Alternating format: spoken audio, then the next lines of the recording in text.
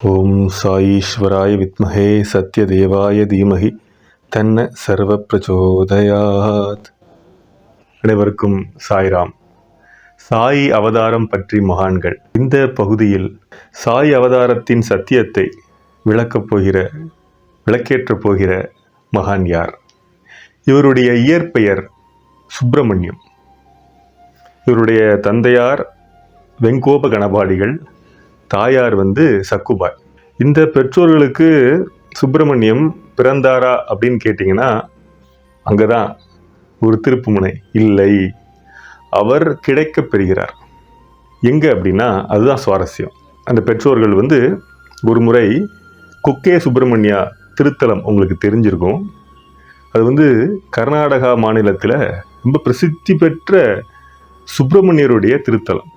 அங்கே பெற்றோர்கள் ஆகிய வெங்கோப கணபாடிகள், சக்குபாய் இங்க இருவரும் தம்பதி சமேதராக அங்க சுப்பிரமணியரை தரிசித்து அப்படி இருக்கிற அந்த தருணத்தில் அவங்களுக்கு கிடைத்த தெய்வீக குழந்தை தான் இந்த மகான். சுப்பிரமணிய தலத்திலேயே அவர்களுக்கு குழந்தை கிடைத்ததால் அந்த குழந்தைக்கு, அந்த அருட்பெரும் தெய்வீக குழந்தைக்கு சுப்பிரமணியம் என்று பெயர் சூட்டுகிறார்கள்.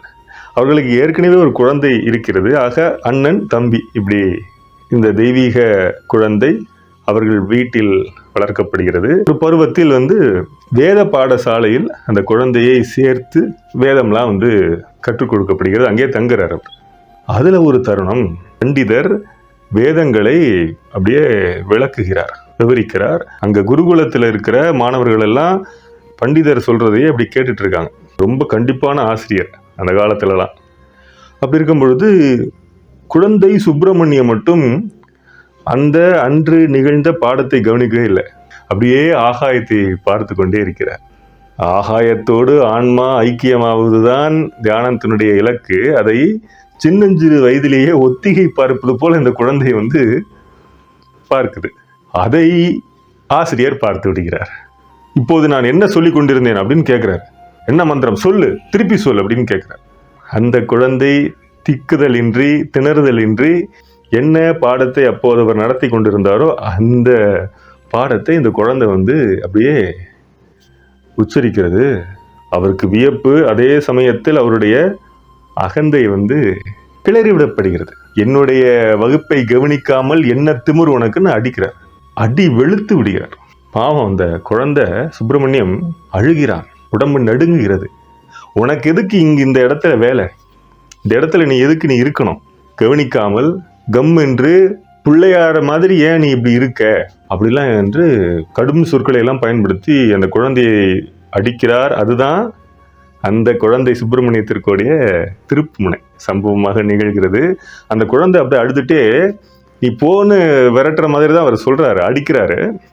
அப்போ அந்த குழந்தை அப்படியே அந்த வேத பாடசாலையை விட்டு வெளியேறி எங்கே போயிட்டே இருக்கு. அந்த குழந்தையோடைய அண்ணன் வராரு. பார்க்குறாரு, குழந்தை இல்லை, அதாவது தன்னுடைய தம்பி இல்லை. ரொம்ப வருத்தப்படுறாரு. எங்க போனதுன்னே தெரியல.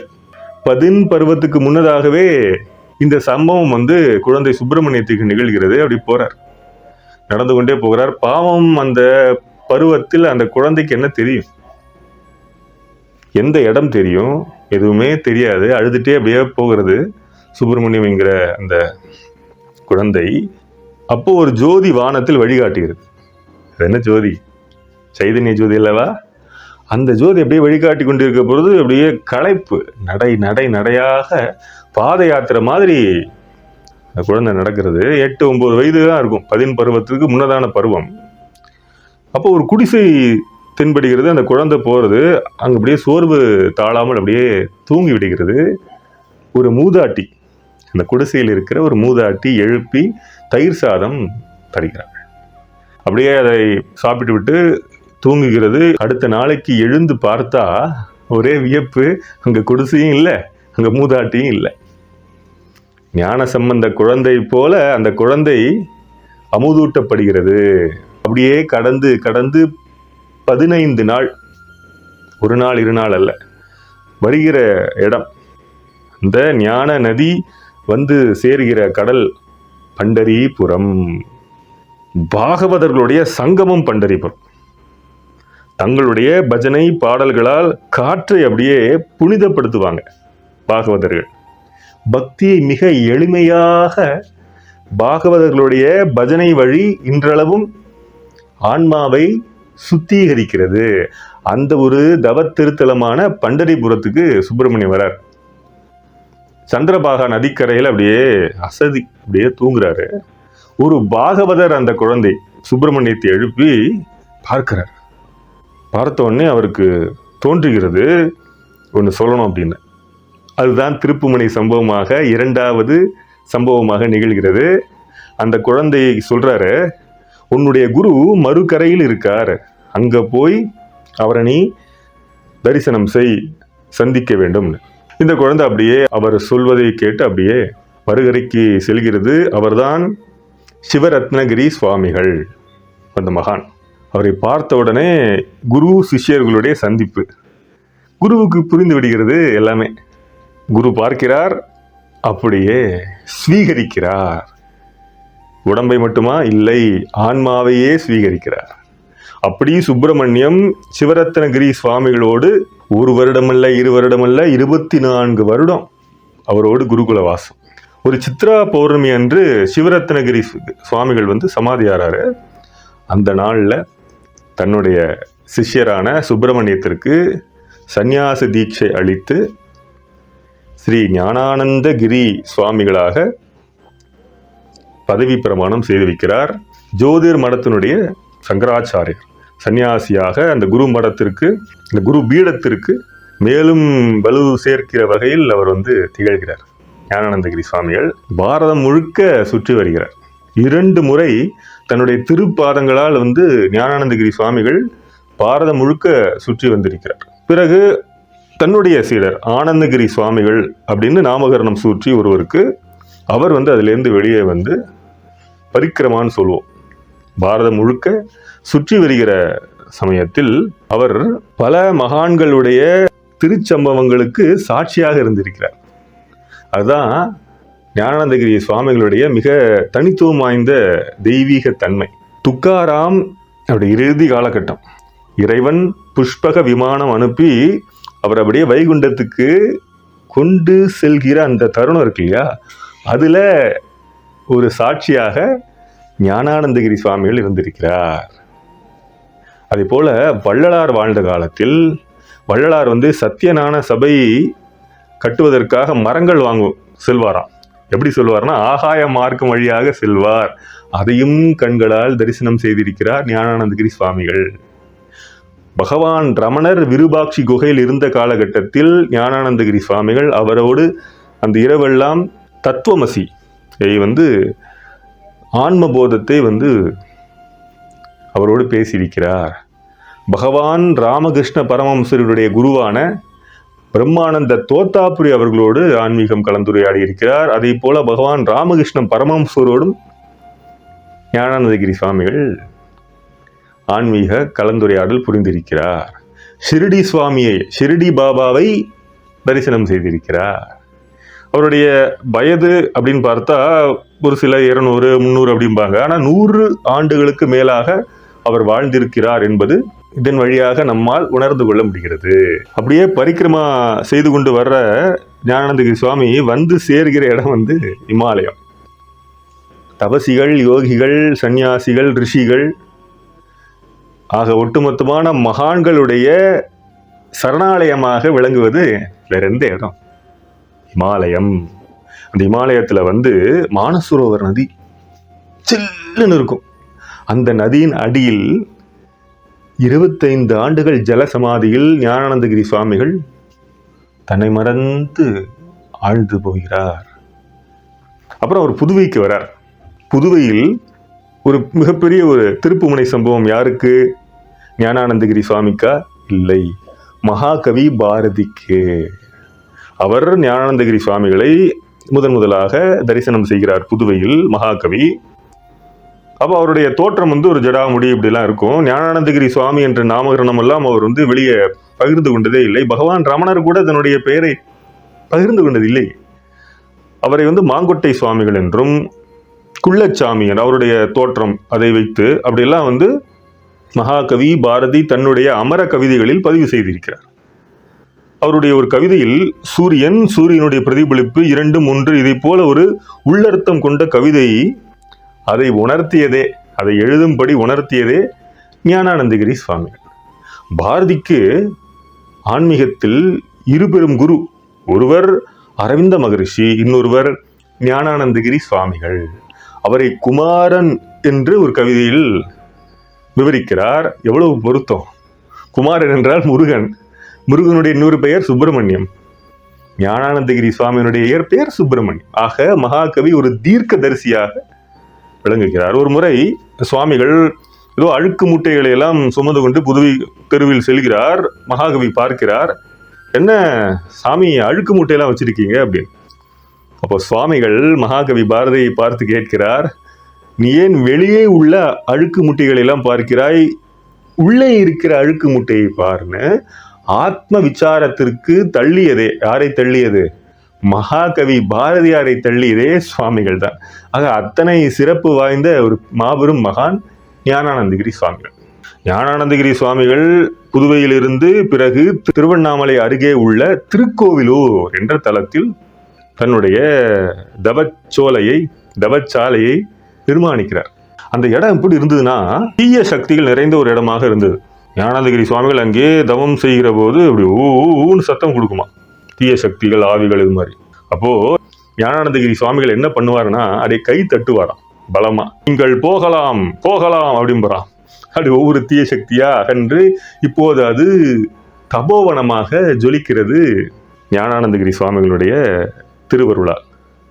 மாங்குட்டை சாமி என்று மகாகவி பாரதி அவரை விவரித்தது எவ்வளவு உண்மை அப்படின்னா, எவ்வளவு சத்தியம், எவ்வளவு தீர்க்க தரிசனம் அப்படின்னா, அவர் மாமரத்தின் அடியில்தான் பக்தர்களுக்கு காட்சி தருவார். அவருக்கு மாமரம் தான் போதி மரம். அப்படிதான் அது பிற்காலத்தில் திகழ்கிறது. உங்களுக்கு தெரியும், மகா பெரியவருடைய அடியாரில் ஒருவர் எழுத்தாளர் ரா கணபதி. அவருடைய மாபெரும் புத்தகம் சுவாமி என்கிற அந்த புத்தகம் 1008 பக்கம் வாய்ந்தது. அந்த புத்தகத்தில் ஒரு சம்பவத்தை ரா கணபதி அவர்கள் விவரித்திருப்பார். ரா கணபதி அவர்களுக்கு தெரிந்த ஒரு குடும்பம் திருக்கோவில் ஒரு தபோவனம் செல்கிறது. அப்போ அவர்களிடம் சுவாமிகள் கேட்கிறாராம், புட்டபர்த்தி அனந்தப்பன் கேட்டதெல்லாம் கொடுப்பானாமே, தரிசனம் பண்ணேடா, அவசியமா தரிசனம் பண்ணுங்கோ என்று இந்த சத்திய மொழியை பகிர்ந்திருக்கிறார். புட்டபர்த்தி அனந்தப்பன் முதலாக நம்ம ஞானானந்தகிரி சுவாமிகள் தான் பாபாவிற்கு அந்த அடைமொழி, அந்த ஃப்ரேஸ் ஆங்கிலத்தில் சொல்ல வேண்டுமானால் அதை அளித்ததே சுவாமிகள் தான். இவர்கள் அப்படியே ஆச்சரியப்படுகிறார்கள். ராகணபதி அவர்களிடம் அதை தெரிவிக்க அவர் அந்த சுவாமி என்று அந்த புத்தகத்தில், தான் எழுதிய அந்த புத்தகத்தில் 10ஆம் பக்கத்தில் பதிவு செய்திருக்கிறார். இதை போல இன்னொரு பக்தை, அவர்கள் பாபாவுடைய பக்தியே, ஜெயலட்சுமி என்று அவருடைய பெயர். இந்த அம்மையார் அவர்களுடைய தெரிந்த நபர்களோடு, தோழிகளோடு திருக்கோவிலூர் தபோவனம் வருகிறார். அனைவரும் சுவாமிகளை கண்டு பரவசப்பட்டு போல காலில் விழுறாங்க. ஆனால் அந்த ஜெயலட்சுமி அவங்க மட்டும் அப்படியே யோசிக்கிறாங்க, நம்மளுடைய இறைவன், நம்மளுடைய குரு பாபாவாயிற்றே, காலில் விழலாமா, ஏதாவது குரு அபச்சாரமாகி விடுமோன்னு அவர்களுடைய ஒரு சிந்தனை, கற்பனை. அந்த எண்ணம் அவர்களுக்கு வந்த அடுத்த நொடி சுவாமிகள் அவர்களை பார்த்து கேட்கிறார், எனக்குத்தான் தெரியுமே, உனக்கு புட்டபர்த்தி கிருஷ்ணன் கேட்டதெல்லாம் கொடுத்துட்டு இருக்கானே என்று. அந்த நொடி ஞானானந்தகிரி சுவாமிகள் ஜெயலட்சுமியை அவர்களை பார்த்து கேட்கிற போது ஜெயலட்சுமி அப்படியே ஆச்சரியப்படுகிறார், புல்லரித்து போகிறார். நாம் பாபா பக்தர் என்று அவங்க சொல்லலை சுவாமிகள்கிட்டலாம். ஆனால் சுவாமிகள் அதை அப்படியே பார்த்த மாத்திரத்திலேயே, அதுவும் அதில் கூடுதல் ஒரு சத்தியம் என்னவென்றால், புட்டபர்த்தி கிருஷ்ணன் என்று பாபாவை கிருஷ்ணர், கிருஷ்ண அவதாரம் என்பதையும் இணைத்து அந்த சத்தியத்தை பகிர்ந்து கொள்கிறார். இது ஞானக்கண்ணன் என்ற அத்தியாயத்தில், ஞானியர் கண்ட ஞானக்கண்ணன் என்கிற புத்தகத்தில் சரோஜினி அவர்கள் எழுதியிருக்கிறார். சாயி சரஜ் என்ற அவருடைய புனைப்பெயரில் அந்த புத்தகத்தை அவர் எழுதியிருக்கிறார். அதில் இந்த அரிய அபூர்வ சம்பவம் பதிவு செய்யப்பட்டிருக்கிறது.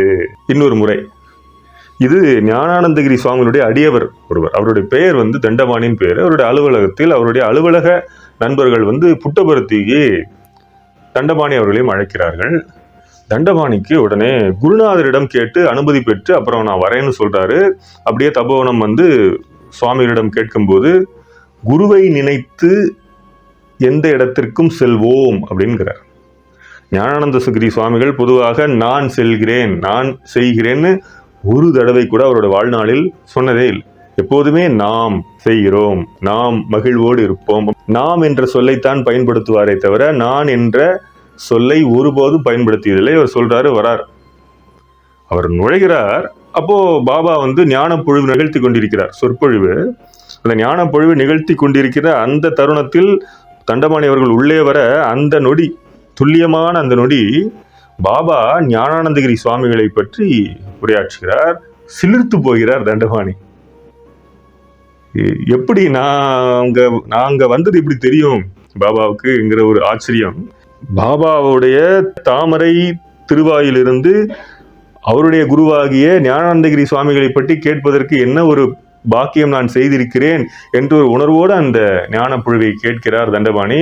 எல்லாம் ஞானப்பொழிவெல்லாம் முடிந்த பிறகு பாபாவின் அருகே தரிசனம் செய்து நமஸ்காரம் செய்த பிறகு அவரோடு பேசுகிற போது பாபா கேட்கிறார், உங்களோட குரு யார் அப்படின்னு. பாபாவுக்கு தெரியாதா? இவர் சொல்றார், ஞானானந்தகிரி சுவாமிகள் அப்படின்னு. இப்போ பாபா அவருடைய ஞானானந்தகிரி சுவாமிகளுடைய மேன்மையை, மகத்துவத்தை எல்லாம் அவரோடு விவரிக்கிறார், விளக்குகிறார். தண்டபாணி அவர்களுக்கு ஏக திருப்தி, ஏக நிறைவு.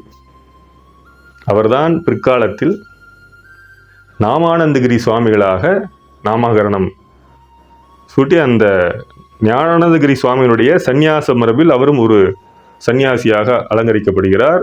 அந்த ஞான மரபில் ஞானானந்தகிரி சுவாமிகள், ஹரிதாஸ்கிரி சுவாமிகள், அவருடைய குரலும் சரி, பஜனையும் சரி உலக பிரசித்தி.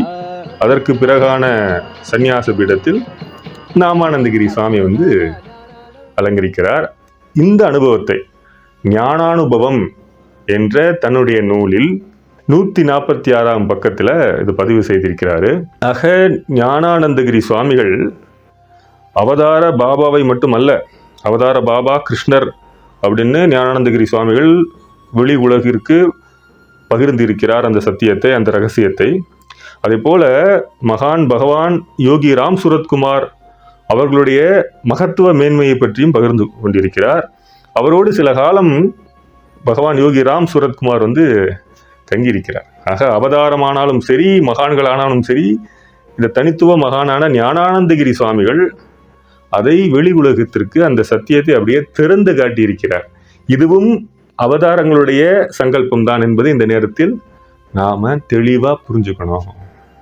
அவதாரத்தோட சங்கல்பம் இல்லாம ஞானிகள் அவதாரங்களை பற்றிய ரகசியத்தை ஒரு நாளும் ஒருவருக்கும் சொல்ல மாட்டாங்க. இதை நாம வந்து தெளிவா உணர வேண்டும். மந்தஸ்மித முகாம்போஜம் மகனீய குணார்ணவம் மதுராபாஷினம் சாந்தம் சர்வபூத தயாபரம் பக்த வாத்சல்ய ஜலதிம் பரமானந்த விக்கிரகம் ஸ்ரீ ஞானானந்தம் பிரபன்னோஸ்மி நிர்மல ஞான சித்தையே என்கிற அவருடைய திருமந்திரத்தை ஓதி அவருடைய பாதத்தில் விழுந்து வணங்கி ஞானம் வழி பகவான் பாபாவினுடைய திருவடிகளில் முக்தி எய்துவதற்கான ஒரு உயர்ந்த ஆன்மீக நிலையை அடைந்து சத்குருநாதா ஞானானந்தா சரணம் சரணம் குருதேவா என்று பகவான் யோகிராம் சூரத்குமார் வடிவமைத்த மந்திரத்தோடு கூடிய அவருடைய நிழலில், ஞான நிழலில், முக்தி என்கிற எழிலில் நாமெல்லாம் பேரிறைவன் பாபாவால் ஆற்றுப்படுத்தப்படுவோமாக என்று இந்த நேரத்தில் உங்கள் அனைவரோடும் இதயம் தெரிந்து பகிர்ந்து கொண்டு ஜெய் சாய்ராம்.